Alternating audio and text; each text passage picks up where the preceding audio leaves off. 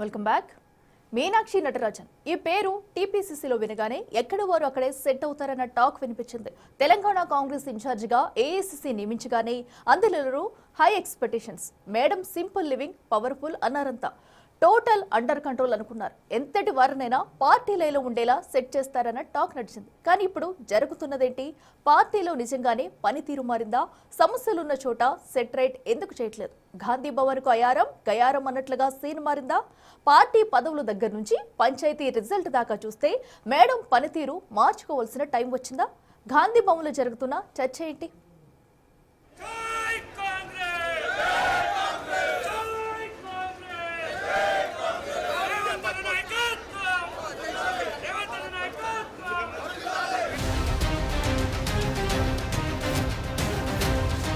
మీనాక్షి నటరాజన్ తెలంగాణ కాంగ్రెస్ ఇన్ఛార్జిగా అంతకు మించి సోనియా, రాహుల్ గాంధీ ప్రతినిధిగా రాష్ట్రంలో అడుగుపెట్టారు.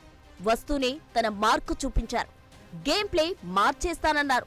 ఇకపై మునుపటిలా ఉండదన్నారు. కార్యకర్తకు పట్టం కడతా అన్నారు. పార్టీని నెక్స్ట్ లెవెల్ కు తీసుకెళ్తా అని చెప్పారు. మొదట్లో మేడం సీరియస్నెస్ చూస్తే అందరూ ఒక్క ట్రాక్ పై వస్తారనుకున్నారు. టీపీసీసీ కథ మార్చేస్తారనుకున్నారు. నటరాజన్ చెప్తే సోనియా, రాహుల్ చెప్పినట్లే, సో చెప్పినట్లు అంతా నడుచుకోవాల్సిందే అన్న సిగ్నల్స్ వచ్చాయి. అటు కాంగ్రెస్ హైకమాండ్ కూడా ఎన్నో ఆశలతో నటరాజన్ను రాష్ట్ర బాధ్యతలు చూడాలని కోరి మరీ పంపించారు. సో ఇక్కడ ఫస్ట్ హాఫ్ బాగానే ఉంది. మరి second half story slow down అయినట్టే కనిపిస్తోంది. Only controlling, no direction. Madam అంటే ఇంతేనా అన్న టాక్ ఇప్పుడు గాంధీ భవన్ వర్గాల్లో నడుస్తోంది. ఇలాగైతే కథ ముందుకు వెళ్తుందా అన్న డౌట్లు రైజ్ అవుతున్నాయి. What to do, what not to do rules పెట్టేశాం. పని చేయండి అంటే ఎవరైనా చేస్తారా? సరిగ్గా ఇక్కడే కోఆర్డినేషన్ మిస్ అవుతోందన్న చర్చ నడుస్తోంది. పార్టీలో మొనార్కులుగా మారుతున్న వారిని కంట్రోల్ చేయలేకపోవడంతోనే పంచాయతీ ఎన్నికల్లో పాలకుర్తి సహా కొందరు కీలక ఎమ్మెల్యేల సొంతులలో కాంగ్రెస్ అభ్యర్థులు ఓడిపోవాల్సి వచ్చిందన్న వాదన మొదలైంది. అటు టీపీసీసీ చీఫ్ కూడా ఈ విషయంలో అది ఎమ్మెల్యేల వైఫల్యం కాదంటూ మాట్లాడడం కాంగ్రెస్ నేతలనే అవాక్కయ్యేలా చేసింది. పార్టీని నడిపించడం ఇలానేనా? ఇదేం నాయకత్వం అంటూ విమర్శలు వెల్లువెత్తుతున్నాయి. అసలు అడ్రస్ కనుమరుగవుతుందనుకున్న బీఆర్ఎస్ విలేజ్ వార్లో తాననుకున్నట్టు ఉనికి చాటుకున్న పరిస్థితి. ఇవన్నీ చూశాక పార్టీ సరైన దిశలోనే వెళ్తుందా? పార్టీ వ్యవహారాల ఇన్ఛార్జిగా మేడం మీనాక్షి సరిగ్గానే నడిపిస్తున్నారా అన్న టాక్ రీసౌండ్ లో వినిపిస్తోంది. ఓవైపు ఇంత జరుగుతుంటే మేడం ఏం చేస్తున్నట్టు? మేడం మార్క్ ఎక్కడ కనిపిస్తున్నట్టు? రూల్స్ పెడుతున్నారు, బట్ ఆ రూల్స్ వర్కౌట్ మాత్రం అవ్వట్లేదు. పార్టీ పదవుల విషయంలో ఇప్పటికే చాలా డ్యామేజ్ నడుస్తోందంటున్నారు. సామాన్య కార్యకర్తల అభిప్రాయాలకే విలువ ఇస్తామంటూ మొదట్లో ఊదరగొట్టిన మీనాక్షి ఇప్పుడు మాత్రం కొంతమంది చెప్పినట్టే వింటున్నారా అన్న చర్చ జరుగుతోంది. గ్రౌండ్ లెవెల్ క్యాడర్ను పట్టించుకోకపోవడం, వారిని అస్సలు కలవకపోవడం, ప్రెస్ మీట్లు పెద్దగా పెట్టకపోవడం, ప్రతిపక్షాలకు సరైన కౌంటర్లు ఇవ్వకపోవడం, ఇవన్నీ పార్టీని మరో రూట్లో తీసుకెళ్తున్నాయి అంటున్నారు. అసలే అపోజిషన్ యాక్టివిటీ పెరుగుతున్న టైంలో వారి ఆరోపణలకు పకడ్బందీగా చెక్ పెట్టకపోతే మొదటికే మోసం వస్తుందని ఇప్పటికైనా కథ మార్చాలన్న సూచనలు పెరుగుతున్నాయి.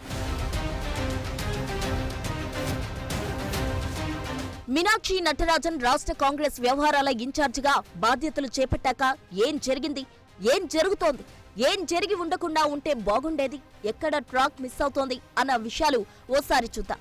ఆవిడకు అప్పగించిన బాధ్యతలు ఏంటంటే రాష్ట్రంలో పార్టీని మరింత బలోపేతం చేయాలి, నేతల మధ్య సమన్వయం సాధించాలి, పార్టీ కోసం కష్టపడిన వారిని గుర్తించి హైకమాండ్ కు చెప్పి పార్టీ సహా నామినేటెడ్ పదవులు ఇప్పించాలి, ఏఐసీసీ ఆదేశాలు పాటిస్తూ ఇచ్చిన కార్యక్రమాలను సక్సెస్ఫుల్ గా నిర్వహించాలి, రిపోర్టులను ఏఐసీసీకి పంపించాలి. ఎప్పటికప్పుడు రిపోర్టులను పైకి పంపించడం తప్పితే మిగిలిన విషయాలు మీనాక్షి చేసిందేమీ లేదంటున్నారు గాంధీ భవన్ లో పట్టున్న సీనియర్ నేతలు.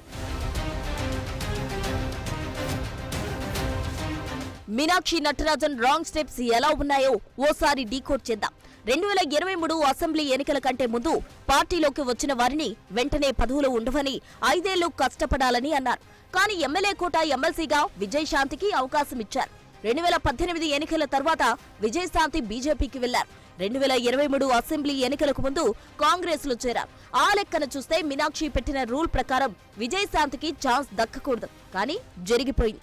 అలాగే పార్టీ కమిటీల్లోనూ ఇలాంటివే జరిగాయి. మీనాక్షి బాధ్యతలు తీసుకున్న తర్వాత కంచగచ్చిబౌలి భూముల విషయంలో సెక్రటరియేట్ లో సమావేశం నిర్వహించి విమర్శలు ఎదుర్కొన్నారు.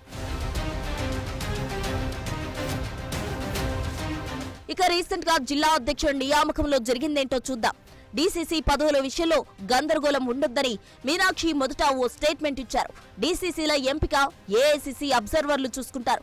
కంటిన్యూగా 5 ఏళ్లు డీసీసీలుగా ఉన్నవారికి ఒక్కరికే 2 పదవులు రావని, బంధువులకు అవకాశం ఉండదని, పార్టీలో కొత్తగా చేరిన వారు డీసీసీ ఆశిస్తే 5 ఏళ్లు పార్టీ కోసం కష్టపడ్డాకే అవకాశం ఉంటుందని రూల్స్ ఫ్రేమ్ చేశారు. కానీ తీరా లిస్ట్ వచ్చాక చూస్తే వైస్ ప్రెసిడెంట్ గా ఉన్న ఆత్రం సుగుణకు డీసీసీగా ఛాన్స్ ఇచ్చారు. అలాగే సిద్దిపేట జిల్లా మాజీ డీసీసీగా ఉన్న నర్సారెడ్డి బిడ్డకు డీసీసీ ఇవ్వడం, మహబూబాబాద్ ఎమ్మెల్యే భార్యకు డీసీసీ పదవి కట్టబెట్టడం, పలువురు ఎమ్మెల్యేలకు డీసీసీగా అవకాశం కల్పించడం, జిల్లాపై పూర్తి అనుభవం, పట్టులేని వారికి కొన్ని చోట్ల ఇచ్చారనే విమర్శలు కూడా వచ్చాయి. ఈ మాత్రం దానికి రూల్స్ ఎందుకు, ఏఐసీసీ అబ్జర్వర్ల పేరుతో కసరత్తు ఎందుకనే టాక్ పార్టీ వర్గాల్లో నడుస్తోంది.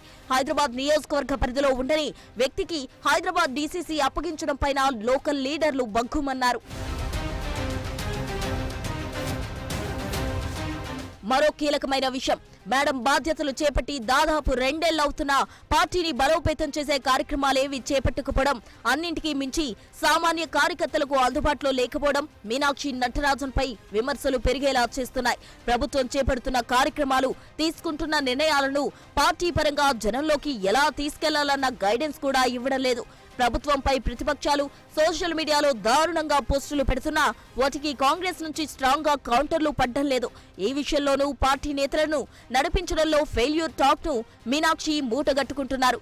కాంగ్రెస్ సర్కార్పై వస్తున్న విమర్శలపై స్ట్రాంగ్ ప్రెస్ మీట్లు లేవు, ప్రతిపక్షాలకు కౌంటర్లు లేవు, డైరెక్షన్ లేదు. సరైన స్క్రీన్ ప్లే లేకుండా హిట్ కొట్టడం సాధ్యమేనా అన్నది కీ పాయింట్ గా మారింది. మొత్తం మీద మీనాక్షిపై మొదట్లో వచ్చిన పాజిటివ్ టాక్ అంతా ఇప్పుడు నెగిటివ్ గా మారుతోందా అన్నట్టుగా సీన్ నడుస్తోంది. మేడం మారాలి, వర్కింగ్ స్టైల్ మారాలన్న సూచనలు వస్తున్నాయి.